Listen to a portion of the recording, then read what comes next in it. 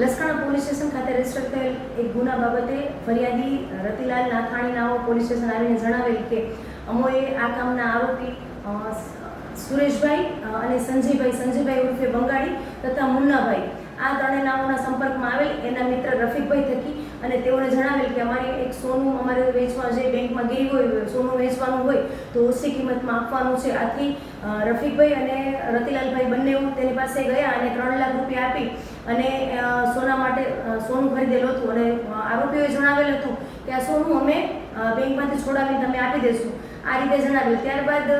ફરિયાદીએ સોનાની વારંવાર ડિમાન્ડ કરતા તેઓએ એક વખત એક જગ્યાએ બોલાવીને મિટિંગ કરી એમ જણાવેલ કે સોનું નહીં પણ અમે તમને જે પૈસા આપશો એના 3 ગણા પૈસા અમે તમને આપશું. આથી ફરિયાદીએ જણાવેલ કે કઈ રીતે, તો ત્યારે એને થોડા દિવસ પછી જણાવીશું એવું કરતા પરમ દિવસે એ લોકોને એક જગ્યાએ બોલાવી અને ડેમો આપેલો એક પ્રકારનો કે ભાઈ એક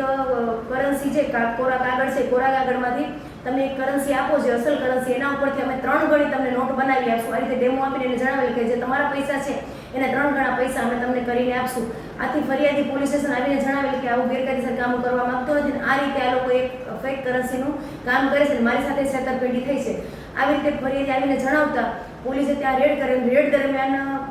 જે કાગળના જે કરન્સી છે, કરન્સી ટાઈપના પીસ અને ત્યાં અલગ અલગ પ્રકારનું કેમિકલ તેમજ જે આરોપી સંજય ઉર્ફે બંગાળી જે છે એના ખિસ્સામાંથી